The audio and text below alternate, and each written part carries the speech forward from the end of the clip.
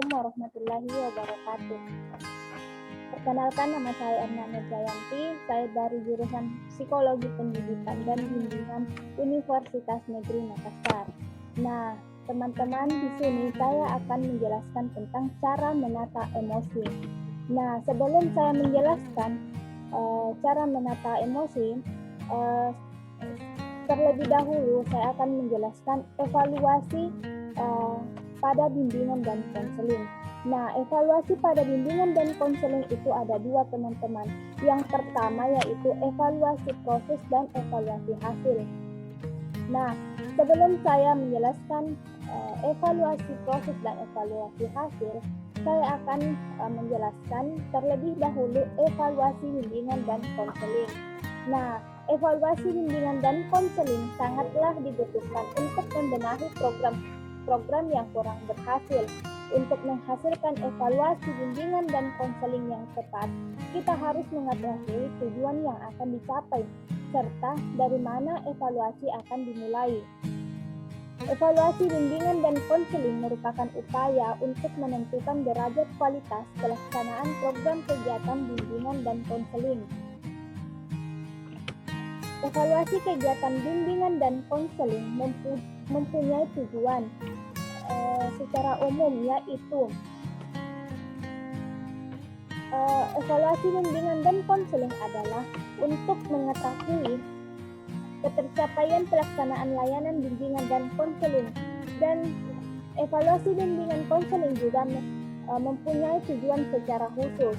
Nah, tujuan evaluasi kegiatan bimbingan dan konseling secara khusus yaitu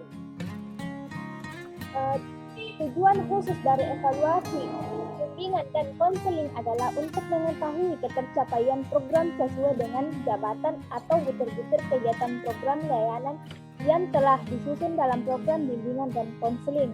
Misalnya, program pengumpulan data, kegiatan bimbingan karir, konseling individual, konseling kelompok, dan lain-lain. Nah, fungsi evaluasi kegiatan bimbingan dan konseling adalah memberikan umpan balik kepada guru pembimbing atau konselor untuk memperbaiki atau mengembangkan program bimbingan dan konseling, dan memberikan informasi kepada pihak-pihak yang berkepentingan atas perkembangan sikap, perkembangan perilaku, dan perkembangan potensi subjek yang dibimbing. Nah, selanjutnya yaitu aspek dari proses evaluasi kegiatan bimbingan dan konseling ada dua macam. Yang pertama yaitu evaluasi proses dan evaluasi hasil. Nah, evaluasi proses ini adalah dilihat dari segi bagaimana keefektifan proses layanan bimbingan dan konseling. Sedangkan evaluasi hasil sendiri dilihat dari segi keefektifan hasil layanan bimbingan dan konseling.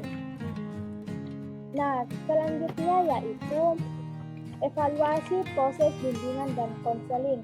Nah, pada evaluasi proses bimbingan klasikal ini, pada video yang ada di SMOK, saya memberikan evaluasi proses bimbingan klasikal seperti berikut. Nah, petunjuknya yaitu guru BK memberi skor penilaian aspek yang diobservasi pada masing-masing siswa sesuai dengan kolom yang telah disediakan dengan kriteria sebagai berikut. Yang pertama itu skor 5 jika hal yang dilakukan siswa dengan sangat baik. Skor 4 jika hal yang dilakukan siswa baik. Skor 3 jika hal yang dilakukan siswa cukup baik. Skor 2 jika hal yang dilakukan siswa kurang baik. Dan skor 1 jika hal yang dilakukan siswa sangat kurang baik. Nah, pada evaluasi proses bimbingan klasikal ini akan diberi tanda checklist. Berikut tabel observasi evaluasi proses bimbingan klasikal. Nah, aspek yang diobservasi yaitu yang pertama, keaktifan siswa mengikuti layanan, cara menata emosi. Yang kedua, antusias dalam setiap kegiatan cara menata emosi. Yang ketiga, melibatkan siswa saat guru menjelaskan cara menata emosi. Yang keempat, keberanian siswa berlatih menata emosi, dan yang terakhir yaitu partisipasi siswa saat berlatih menata emosi. Nah, selanjutnya yaitu evaluasi hasil bimbingan klasikal. Nah,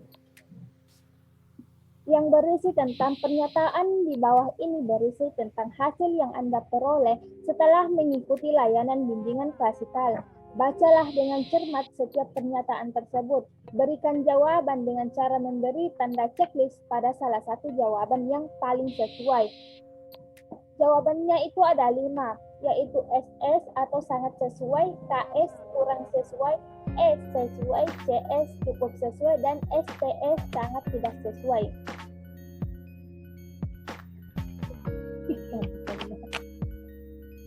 Jawaban Anda tidak menuntut jawaban benar dan salah. Jawablah semua pernyataan secara sungguh-sungguh dan jujur sesuai diri Anda. Hasil dari instrumen ini tidak mempengaruhi nilai pelajaran Anda di sekolah, namun bermanfaat sebagai pertimbangan pemberian layanan berikutnya. Atas bantuan dan kerjasamanya diucapkan terima kasih. Nah, berikut tabel evaluasi hasil bimbingan klasikal. Nah, pada evaluasi hasil bimbingan klasikal ini, aspek atau pernyataannya yaitu ada 2, yaitu pemahaman baru dan perasaan positif. Nah, pada poin pemahaman baru, aspek pernyataannya yaitu yang pertama, saya mendapat pemahaman baru mengenai layanan cara menata emosi. Yang kedua, saya mampu menjelaskan kembali cara menata emosi. Yang ketiga, saya dapat memberikan contoh perilaku menata emosi. Dan pada poin perasaan positif, aspek atau pernyataannya yaitu yang pertama, saya merasa senang karena dalam kegiatan ini terdapat permainan yang sangat membantu saya belajar menata emosi. Yang kedua yaitu saya merasa lega karena terbantu dengan layanan ini. Dan yang terakhir yaitu permainan rampu lalu lintas ini membuat saya mengerti bagaimana cara menata emosi dengan baik. Nah, mungkin itu saya yang dapat saya jelaskan. Kurang dan lebihnya mohon dimaafkan. Assalamualaikum warahmatullahi wabarakatuh.